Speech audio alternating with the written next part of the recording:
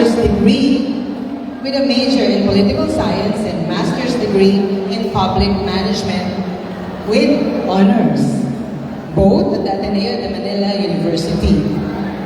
Running on a platform of change, he was elected Pasig City Mayor in May 2019. 2 years into his administration, the United States government recognized his efforts for transparency and accountability in governance, conferring him the Anti-Corruption Champion Award, along with 11 others from the rest of the world. Under his administration, he put a premium on the education sector in recognition on the importance of investing in the future of Pasig, the Pasigueño youth. Some of the notable feats in the education sector under his leadership includes the following. Continuous expansion of the Pasig City Scholarship Program to over 25,000 scholars. Roll out of the Malusog na Batang Pasigueño, provision of learning devices to students and other education stakeholders. Improvements of school facilities, continuous capacity building for teachers. Expansion of the local school board membership, introduction of the Pasig City private education for the advancement of the grassroots through academic scholarship assistance or simply the Pag-asa Scholarship Program, and entering into strategic partnerships for programs and projects and education, among others. Our last commencement speaker needs actually no further introduction. Everyone, let's welcome with a warm round of applause, Pasig City Mayor, Honorable Victor Maurelis Nubla Soto. Magandang umaga sa ating lahat. Nagsiupo lang po. Kamusta po ang Eusebio High School? Masaya-masaya po ba ang mga graduate natin ngayong umaga? Principal Gilbert, parang sumobrang taas ng energy dito sa inyong high school May isang bahagi dito na hindi ko makita, uurong po ako dito para po. Ito po, ikinagagalak ko pong maging bahagi ng inyong graduation ceremony at kami po sa inyong lokal na pamahalaan ay masayang-masaya na kahit papano through the last years, naging bahagi po kami ng inyong mga buhay. Kahit papano. Diyan si Councilor Angelo, si Councilor Simon, dito rin po. Narinig niyo na naman yung mensahe kanina ni Kong Roman, pati ni Vice Mayor Dodot. Talagang pagpaumanhin nyo na kung medyo tight o dikit-dikit talaga yung schedule. Kasi 3 araw lang ang binigay sa atin ng DepEd para sa 40 na graduation sa lungsod ng Pasig. Hindi na nga namin pinupuntahan yung mga recognition day na talagang yung elementary and senior high school graduation na lang po. Ilan na nga ba ang graduate natin dito?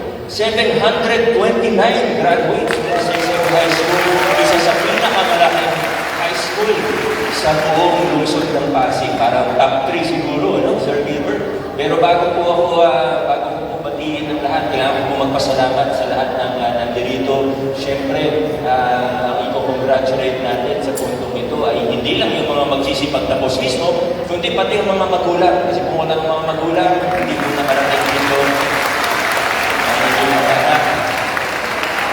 Ang totoo naman po ay pag may mga graduation, opo, masaya yung mga magsisipagtapos, pero madalas, mas masaya ang mga magulang. Tama po ba mga pamilya? Totoo po yan. Lalo na nag-graduate ako ng high school, mas masaya talaga ako. Parang okay naman yung masaya, pero yung nanay at tatay ko talagang sobrang saya. Nung nag-graduate ako, syempre, siguro kilala niyo naman yung nanay ko, di ba? Si Connie, kilala niyo rin naman yung tatay ko, si Principal Gilbert Inocencio. Kaya hindi niyo po natatanong, kaya medyo magkaaway kami, sikreto lang po namin yung ngayon na po namin.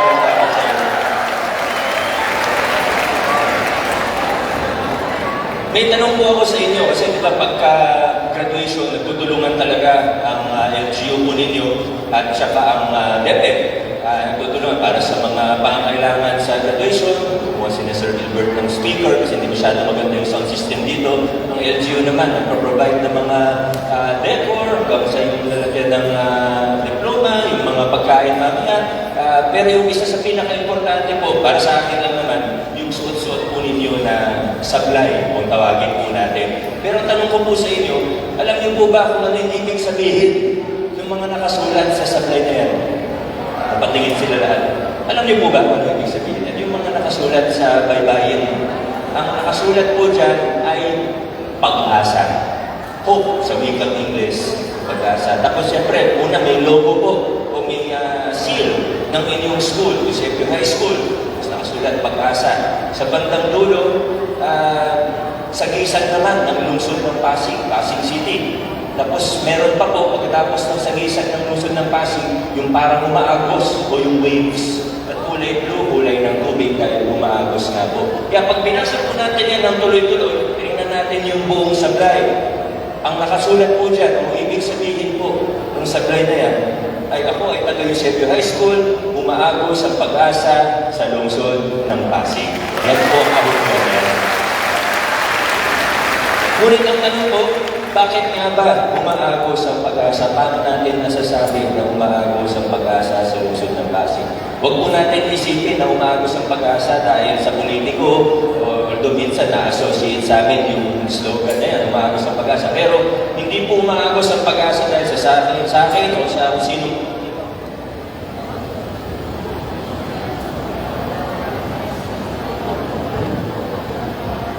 Mga kababayan! Tinesting ko lang po gumagana. Kasi okay na po, nakakalabit ko lang yung pasensya na po. Nagulat si Ma'am. Ano na nga ba yung sinasabi ko? Kalimutan ko yung sinasabi ko. Umaagos ang pag-asa. Hindi po dahil sa akin, dahil sa mga politiko, umaagos ang pag-asa sa lungsod ng Pasig dahil sa inyong mga kabataan. Dahil kayo po, at ako po, habang nakatayo ako dito sa entablado, tinitingnan ko mga mukha ninyo. Ang nakikita ko ay hindi lang basta graduate, hindi lang basta mga kabataan. Ang nakikita ko po ay ang kinabukasan ng lungsod natin, ang mga future leaders ng lungsod ng Pasig at future leaders ng Pilipinas. Kayo yung magpapakilala ng mga magagandang pagbabago sa lipunan natin. Kayo yung magiging mga successful na profesional na iba-ibang larangan. Yung iba sa inyo magiging arkitekto, yung iba sa inyo magiging businessman, yung iba sa inyo magiging guro, yung iba sa inyo magiging public servant. Tingnan niyo po yung nakaupo sa kaliwat kanan ninyo. Kakulitan nyo lang yan ngayon. Pagka nasa school, kakopya, hindi pa nagpalita ngayon. Huwag nyo kakalimutan yung mga mukha niyan. Hindi nyo masasabi. Baka after 10 years, pag nagkaroon kayo ng reunion, yung nakaupo sa kaliwanan nyo, isang successful na abogado na. Hindi nyo masasabi, yung nakaupo sa kabilang side ninyo, yung nasa bandang kanan ninyo, baka 20 years from now, malago na yung negosyo niya, isang milyonaryo na po yan. Huwag niyo rin kalimutan yung nakaupo sa harapan ninyo.